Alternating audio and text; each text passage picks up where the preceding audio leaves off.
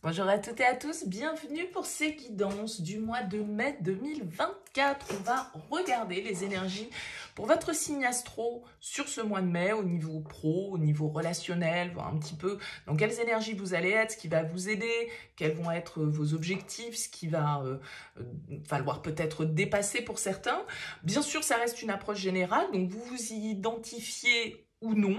Voilà, prenez uniquement si ça vous parle. Allez voir votre signe ascendant, votre signe lunaire. Ça peut vous apporter des compléments, puis essayer de faire un petit peu votre propre adaptation de toutes ces énergies et voir un petit peu comment ça vibre pour vous. Et puis, si ça ne vous parle pas, bah, vous laissez de côté. Si vous souhaitez développer par le biais d'une guidance personnalisée, vous avez mon mail qui apparaît en bas de cette vidéo, lililatarot@yahoo.com.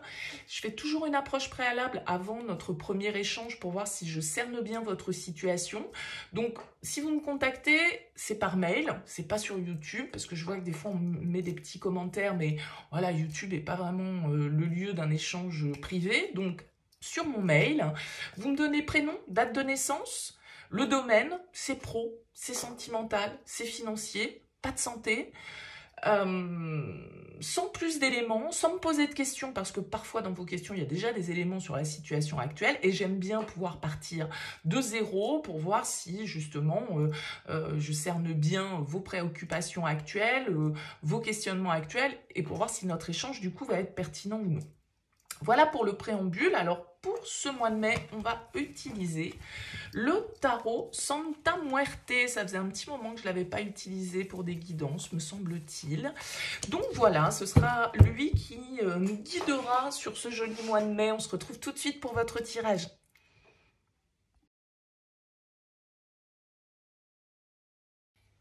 Bienvenue les poissons pour les énergies de ce mois de mai 2024. On regarde ici votre énergie principale, votre objectif, ce qui va vous aider, le défi, le conseil, comment ça se passe au niveau de vos activités du professionnel, le relationnel sentimental, votre vie intérieure et comment vous sortez de ce mois de mai 2024. Alors vous savez, pour commencer en dos de deck ici, la carte du 9 de bâton. Alors le 9 de bâton, c'est une carte qui peut nous demander de faire preuve de persévérance, qui peut nous demander de persister en fait dans une situation parce qu'on est presque au bout d'une étape avec le 9 de bâton, mais c'est aussi une carte qui du coup peut nous parler d'épreuves que l'on rencontre pour aboutir sur quelque chose.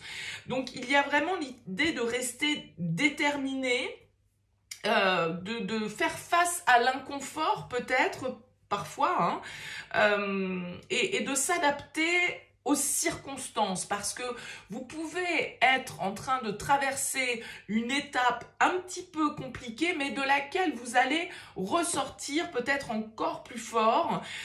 Et donc, il y a cette idée de...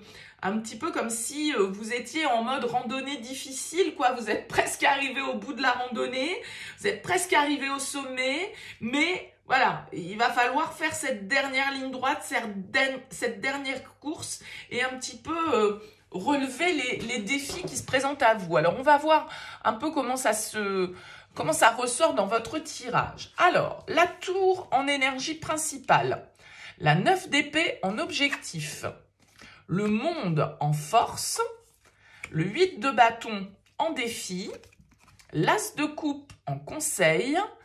Au niveau pro, on a la 3 de denier. Au niveau relationnel, on a la 6 de bâton.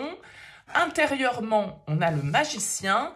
Et on sort avec l'ermite. Eh bien, écoutez, il y a quand même pas mal d'arcanes majeures ici. La tour, le monde, le magicien, l'ermite. On a 4 arcanes majeures pour vous. Donc, un mois de mai assez important. Je pense qu'il y a des gros changements, effectivement, que vous souhaitez opérer dans votre vie. Il y a une redistribution un petit peu des cartes ici avec cette carte de la tour. On a le monde, arcane d'achèvement, on a l'as de coupe, arcane de renouveau, le magicien qui nous parle également d'action et de nouveaux commencements. Donc voilà, on est un petit peu, et c'est pour beaucoup de signes, j'ai l'impression, alors je sais pas à combien j'en suis, je dois être à peu près à la moitié des signes là quand je fais le vôtre, et je trouve qu'il y a beaucoup cette histoire un petit peu de passage, de cap, de changement de cycle, d'aboutir sur quelque chose pour pouvoir opérer un changement. Et vous, a priori, vous êtes un petit peu dans cette énergie-là. Alors, énergie principale, la maison Dieu, la tour, comme vibration pour vous les poissons. Donc là, ça bouleverse. C'est une carte de changement, c'est une carte de déconstruction, de destruction peut-être pour certains d'entre vous, de prise de conscience peut-être. Avec la tour, on doit cesser de s'accrocher à des situations qui ne sont plus viables, qui n'ont plus lieu d'être dans notre vie, certaines croyances, certaines structures. Ça peut être un petit peu la surprise avec la tour. C'est quelque chose qui... comment dire, qui nous arrive de manière un petit peu inattendue, d'accord? Ça peut être une carte, soyons honnêtes, de tempête où le sol est un petit peu en train de vibrer là sous nos pieds et il va falloir composer avec tout ça. Ce que l'on pensait solide, ce que l'on pensait immuable, eh bien ne l'est pas. Et donc on peut se sentir un petit peu sans ancrage avec cette tour. Peut-être que c'est vous qui occasionnez cette tour. C'est vous qui mettez le coup de pied dans la fourmilière pour que les choses changent. Mais il y a l'idée ou non d'une évolution et de se laisser surprendre aussi un petit peu par l'inconnu, de reprendre ses marques et de déconstruire, comme je le disais, il y a une structure peut-être mentale ou réelle dans votre vie qui s'effondre, de grands changements, un grand bouleversement qui s'opère. Et il y a vraiment cette idée, en tout cas, de vouloir, puisque c'est votre énergie principale, eh bien peut-être un grand changement, un changement très profond dans votre vie. Il y a beaucoup de 9 également qui ressortent, 9 d'épée, l'ermite, le 9 et le 9 de bâton. Donc il y a un souci, entre guillemets, ou en tout cas une question d'indépendance, d'émancipation, de libération et d'autonomie. Parce qu'avec le 9, c'est ça. Et a priori, vous finissez avec l'ermite, donc vous allez agir dans ce sens. Agir dans le sens de plus de solitude peut-être pour certains, en tout cas de plus d'autonomie. Vous libérez d'une situation avec ce 9 d'épée en objectif qui est stressante, qui cause beaucoup de tracas, qui vous empêche de dormir, qui vous angoisse, que vous appréhendez. Vous avez pour objectif la 9 d'épée, donc c'est bien qu'elle tombe en objectif. Ça veut dire que vous, ce que vous souhaitez, c'est vous débarrasser un petit peu justement de ces idées négatives, d'une situation vous avez envie de vous libérer, pour moi, de certaines visions qui vous brouillaient un petit peu l'esprit, ou peut-être même de certaines situations, il faut aborder en fait ici avec ce 9 d'épée ce qui vous pèse, ce qui crée de la négativité dans votre vie, ce qui vous empêche d'avancer sereinement. Et je pense que du coup il y a peut-être une prise de conscience sur ce mois de mai que les choses ne pourront pas se faire ou ne pourront pas évoluer sans tout changer, sans à un moment donné balayer ce qui ne convient plus. Parce que peut-être qu'avec cette tour, on s'accroche, encore une fois, à des structures dans notre vie qui n'ont plus lieu d'être et qu'il faut libérer, auxquelles il faut mettre un terme pour pouvoir justement aller vers plus de sérénité. Et avec cette carte du monde ici que vous avez en force, eh bien le monde c'est l'achèvement, c'est la dernière arcane du tarot. Elle nous dit d'aller jusqu'au bout de quelque chose. Il va falloir aller ici jusqu'au bout de quelque chose et ça va être très remuant pour vous. Ça va impliquer un grand changement mais aussi du coup vraiment une très forte libération. Et le monde nous dit que vous avez toutes les chances de vous accomplir de cette manière-là, en acceptant symboliquement de tourner cette page, d'aller jusqu'au bout d'une démarche, d'aller jusqu'au bout, comme je le disais, de cette randonnée un petit peu compliquée que vous avez entamée et qui, voilà, vous n'allez pas rester au milieu de la montagne, il va falloir aller jusqu'au gîte, quoi, ou jusqu'au, comment on appelle ça ? Bref, j'ai plus le terme qui me vient. Peu importe, vous aurez compris la symbolique avec le monde. On vous demande vraiment ici d'aller vers votre réalisation personnelle, vers votre, encore une fois, c'est une carte de liberté, le monde, d'ouverture vers autre chose, vers une nouvelle étape de vie. Alors, avec le 8 de bâton, en opposition, il y a peut-être cette idée ici de vouloir aller trop vite, parce que le 8 de bâton, il a tendance un petit peu parce qu'il y a beaucoup de rapidité dans ces cartes. La tour, la 8 de bâton, bam, bam, bam, ça va très vite. Et du coup, peut-être que les choses vont avancer à un rythme plus lent que ce que vous ne souhaitez, d'accord? Donc peut-être que ça va être une phase un petit peu dérangeante, un peu indésirable, mais peu importe, il faut rester concentré sur votre vision et ne pas lâcher ici pour aller jusqu'au bout et atteindre les choses, d'accord? Donc peut-être qu'il va vous falloir ralentir pour pouvoir, utiliser, je dirais, votre énergie de la meilleure des manières, être constant et puis canaliser un petit peu une énergie qui pourrait être débordante, parce qu'avec cette tour, une fois qu'on a pris la décision, c'est paf, padaboum, et ça peut être la tour, un événement extérieur qui nous tombe dessus, un peu imprévu, qui vient, comme je le disais, redistribuer le jeu ici. Donc peut-être qu'il va falloir s'adapter, peut-être que voilà, il va falloir se calmer entre guillemets et justement ne pas se disperser, ne pas aller trop vite, ne pas s'emballer. Ok? Vous avez l'as de coupe en conseil. Donc ici, je pense que vraiment, on vous invite à vous apaiser, à faire ce que vous sentez être juste pour vous. L'as de coupe, c'est quand même une carte d'intuition, de reconnexion à soi, de guérison, d'apaisement, de pardon, de compréhension.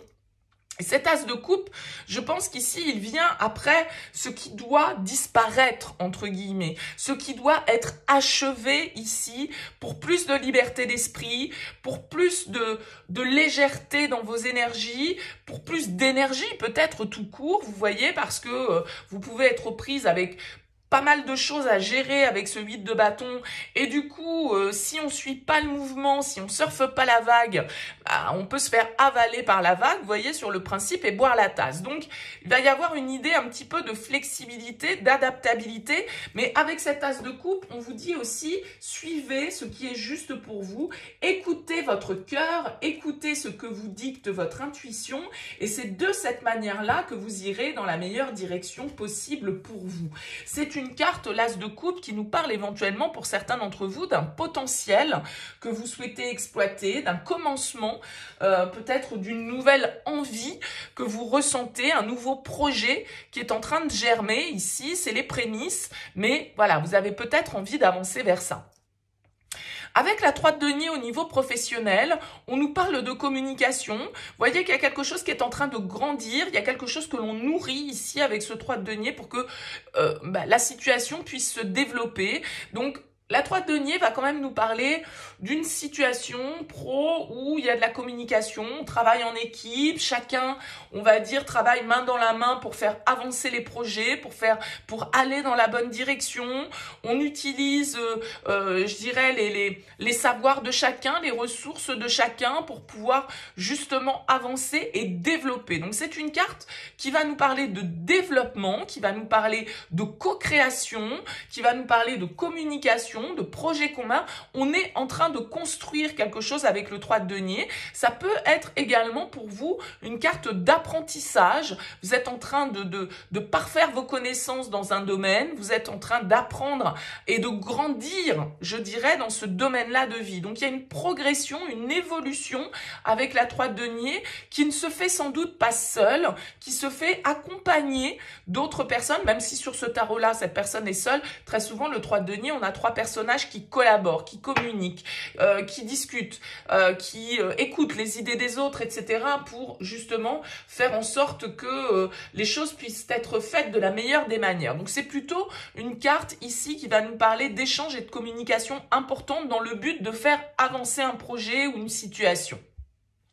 Au niveau perso, relationnel, 6 de bâton, ça va plutôt pas mal. 6 de bâton, on va nous dire que, voilà, vous avez, la lumière est sur vous, on vous flatte, on essaye de vous séduire, on vous complimente, vous avez le vent en poupe avec le 6 de bâton, vous avez le goût de la victoire en bouche avec cette carte et du coup, vous pouvez briller, il y a une sorte de fierté qui ressort parce que, voilà, peut-être qu'on est fier de vous, peut-être qu'on vous, justement, on vous fait comprendre que vous avez toutes les qualités requises pour pouvoir aller jusqu'au bout de cette situation, pour pouvoir opérer des changements, pour pouvoir détruire et reconstruire. Il y a certaines fondations dans votre vie qui vont peut-être effectivement se fissurer, mais c'est pour la bonne cause. C'est aussi justement sans doute pour sortir d'une situation qui, en la retenant, en empêchant en fait cette fissure, on s'est probablement créé beaucoup de stress et de soucis. Et tout compte fait, on se rend compte que si on laisse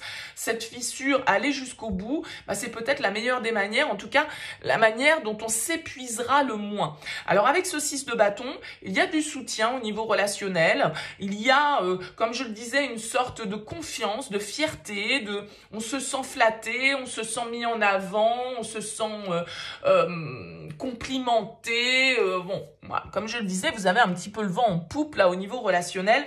Pas de souci a priori de ce côté-là. Je pense que ce qui se passe ici, c'est très intérieur. Pourquoi? Parce que on n'a pas d'énergie majeure, je dirais, au niveau de vos activités ou du perso, du relationnel. Où on a une arcane majeure, c'est à l'intérieur de vous. Vous prenez conscience ici avec le magicien de ce que vous voulez. Vous prenez conscience que c'est vous qui avez le pouvoir d'agir pour créer votre réalité. Avec le magicien, vous avez toutes les compétences, toutes les connaissances, toutes les armes en main pour pouvoir agir et ça, vous en êtes conscient. Vous comprenez en fait ici votre capacité à vous réaliser, à agir dans le sens de ce qui est bon pour vous, à aller et sans vous laisser démonter, entre guillemets, en faisant preuve de persévérance, en ne lâchant rien. Vous avez un objectif en tête, les poissons, et vous n'allez pas le lâcher. Vous allez tout faire pour que les choses se réalisent. Et si c'est un besoin de plus d'autonomie, d'indépendance, eh bien ici, avec cette carte de l'ermite, il y a toutes les chances que vous l'obteniez puisque vous terminez avec cette carte. L'ermite, il va nous indiquer ici une sagesse, une prise de recul, une introspection qui est nécessaire parce que on voit qu'il y a beaucoup de chamboulements ici qui peuvent ressortir dans votre vie et du coup, ces chamboulements vont être aussi, j'ai l'impression, l'occasion pour vous d'orchestrer ce que vous avez peut-être toujours voulu orchestrer et ce pourquoi vous vous battez depuis un temps. Et là, eh bien, peut-être qu'on vous donne une sorte de feu vert, les poissons, sur ce mois de mai et que vous allez, du coup, sortir de ce mois quand même dans la réflexion, parce que l'ermite, il arrive avant la roue de fortune, avant le changement. C'est cette introspection que l'on mène pour trouver la bonne voie, pour trouver la voie qui est la plus juste pour soi. Donc, il y a beaucoup de sagesse, beaucoup de confiance, beaucoup de pouvoir ici sur cette carte du mois de mai. On laisse les soucis derrière soi, on laisse la négativité ici derrière soi, on se reconnecte à soi, on se remet à sa juste place, on se permet de rêver et d'aller jusqu'au bout, quitte à tout changer, quitte à tout chambouler ici dans notre vie et du coup à un petit peu passer forcément par une phase d'instabilité où on est un petit peu déstabilisé, mais c'est pour la bonne cause. C'est vraiment ici des prises de conscience. Vous allez prendre conscience de certaines choses, en fait, avec la tour. Et peut-être que c'est la vie qui va vous mettre une petite claque, entre guillemets, une petite tape derrière la tête en disant « Mais hey, oh, tu vois pas ce que je te montre depuis des semaines, des mois, des années ?» Voyez ? Ça peut vraiment être ça pour vous, les poissons. Alors, on peut avoir ici l'influence d'un signe de la Vierge avec cette carte de l'ermite. On a des bâtons, on a des deniers, on a des épées, on a des coupes. Donc après, c'est pour ça que je vous disais, de toute façon, je pense que ce tirage, c'est vous avec vous-même. C'est un cap que vous passez, il y a quelque chose qui se déclenche, il y a une porte que vous ouvrez et qui vous permet justement beaucoup plus de recul sur les choses et vraiment peut-être aussi un sentiment que c'est vous qui comptez en priorité et que voilà, votre liberté n'a pas de prix. Ça pourrait être ça un petit peu le fin mot de l'histoire, les poissons. Bon, à vous de me dire en commentaire, n'hésitez pas, laissez-moi un petit mot sous cette vidéo pour me dire comment ça vous a parlé. C'est toujours intéressant pour moi d'avoir vos retours. Si vous souhaitez soutenir mon travail sur YouTube, un petit like, un petit partage. En tout cas, merci pour votre écoute, pour votre présence. Je vous dis à très vite.